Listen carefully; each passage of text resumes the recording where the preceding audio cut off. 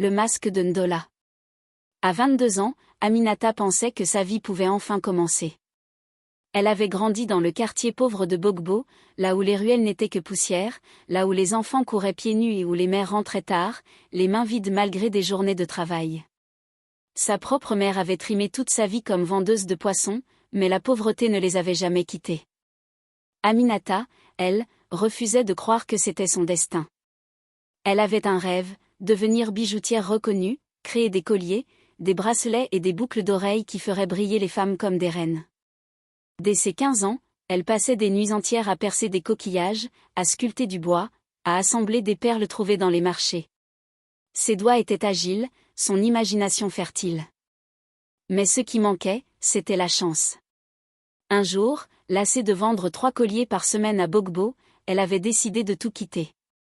Elle avait rassemblé ses maigres économies et pris la route vers Ndola, un village connu pour son marché artisanal. Là-bas, disait-on, les étrangers venaient de partout pour acheter. Là-bas, une vie pouvait changer. Quand elle arriva, elle était pleine d'espoir. Le village de Ndola était beau, verdoyant, entouré de collines et traversé par un grand fleuve qui brillait comme un serpent argenté au soleil. Le marché, immense, grouillait de vie. Des odeurs d'épices, de poissons braisés et de bois frais emplissaient l'air. Aminata loua une petite table au marché et s'installa avec ses créations. Mais très vite, elle déchanta. Les clients passaient devant elle sans s'arrêter.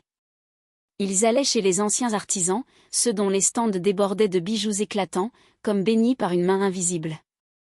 Les siens, pourtant beaux, semblaient ternes à côté. Jour après jour, elle rentrait le panier presque plein. Son ventre criait famine, son cœur se serrait. Elle priait. « Seigneur, regarde mes efforts, ouvre une porte pour moi. » Mais les portes restaient closes. Un soir, alors qu'elle rangeait ses bijoux à la hâte parce que le marché se vidait, une vieille femme s'approcha. Elle avait le dos voûté, une canne en bois d'ébène et des yeux voilés comme du brouillard. Pourtant, son regard transperçait. « Je t'observe depuis longtemps, ma fille, dit-elle d'une voix rauque. Tu travailles dur, mais ton étoile est encore éteinte. Si tu veux briller, viens me voir demain, à la tombée de la nuit, au pied du grand fromager. » Avant qu'Aminata ne puisse répondre, la vieille avait disparu dans la foule. Cette nuit-là, Aminata ne dormit presque pas. Qui était-elle? Était-ce une folle? Ou une envoyée de Dieu? Son ventre vide et son cœur plein de rêves la poussèrent à tenter. Le lendemain soir, quand le marché fut vide, elle marcha vers le grand fromager à l'entrée du village. Ses racines énormes semblaient s'enfoncer jusque dans le ventre de la terre. L'air y était lourd, chargé de silence. La vieille l'attendait déjà. Elle tenait dans ses mains un masque noir, sculpté dans un bois luisant.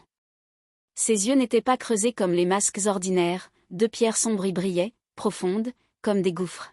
« Ceci est le masque de Ndola, » dit la vieille femme. « Il a appartenu à ceux qui ont bâti ce village. Si tu le portes une nuit entière, il t'ouvrira les portes de la richesse. Mais souviens-toi, chaque bénédiction a son prix. » Aminata hésita. Mais sa faim et son désir de reconnaissance furent plus forts. Tremblante, elle prit le masque. Cette nuit-là, seule dans sa petite chambre, elle le posa sur son visage. Aussitôt, une chaleur étrange se répandit dans son corps. Ses yeux se voilèrent, et ses rêves furent peuplés d'images, des marchés gigantesques, des foules qui se pressaient, ses bijoux qui brillaient comme des étoiles. Au matin, tout changea. Dès qu'elle posa ses bijoux sur la table du marché, les gens accoururent. Ses colliers, d'ordinaire ignorés, semblaient rayonner d'une beauté surnaturelle. Ses mains tremblaient en encaissant l'argent. Jamais elle n'avait vendu autant. Les jours suivants, sa réputation explosa. On venait de loin pour acheter ses créations. En moins d'un mois, elle devint la bijoutière la plus en vue du marché. Son nom circulait. Les riches l'invitaient.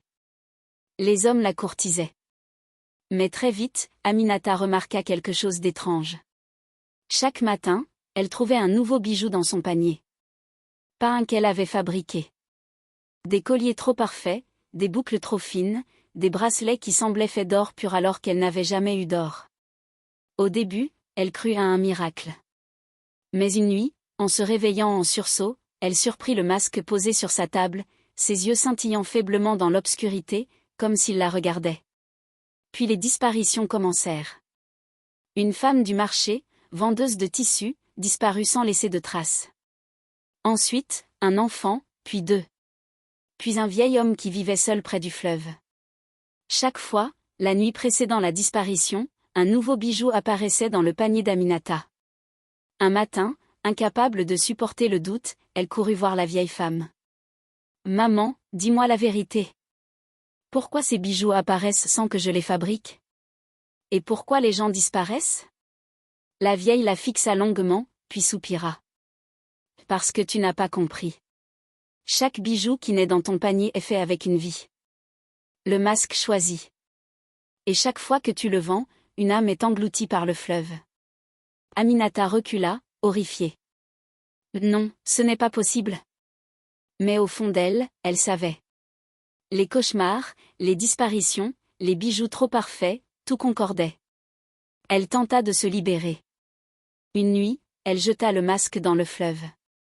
Mais le lendemain matin, il était posé sur sa table, sec et intact. Elle essaya de le brûler. Le feu refusa de le toucher. Alors, une voix résonna dans sa chambre, froide et implacable. « Tu nous appartiens désormais. Chaque collier, chaque pièce d'or que tu touches, est scellée par ton pacte. Fuir ne changera rien. » À partir de ce jour, Aminata changea. Elle devint riche, respectée, mais ses nuits étaient un enfer. Elle rêvait de femmes aux yeux vides, coiffées de colliers sanglants, qui chantaient en cercle autour du fromager. Elle voyait des bras sortir du fleuve pour l'appeler. Et le village commençait à murmurer son nom. Certains disaient qu'elle avait pactisé. D'autres qu'elle avait volé la chance des autres. Des regards lourds la suivaient au marché. Un soir de pleine lune, Aminata craqua. Elle marcha jusqu'au grand fromager avec le masque en main. « Je rends ce que je n'aurais jamais dû prendre !» cria-t-elle. Elle jeta le masque au pied de l'arbre. Mais le sol s'ouvrit. Les racines du fromager s'enroulèrent autour de ses jambes, l'attirant lentement vers la terre. Elle hurla, grattant le sol de ses ongles, mais c'était trop tard. Ses cris résonnèrent dans la nuit, mais personne ne vint. Au matin, il ne restait rien. Rien, sauf son étal au marché, garni de bijoux plus beaux que jamais. Aujourd'hui encore, à Ndola, certains disent que si tu approches du grand fromager à minuit, tu entendras les bracelets d'Aminata s'entrechoquer dans l'ombre. Et ceux qui osent acheter les bijoux venus de son ancien étal racontent qu'ils entendent parfois une voix douce, presque un murmure, chuchoter à leur oreille. À ton tour maintenant. Merci d'avoir regardé. Si vous avez aimé ce récit, laissez un pouce bleu pour soutenir la chaîne. N'oubliez pas de vous abonner et d'activer la cloche pour ne pas manquer les prochaines histoires.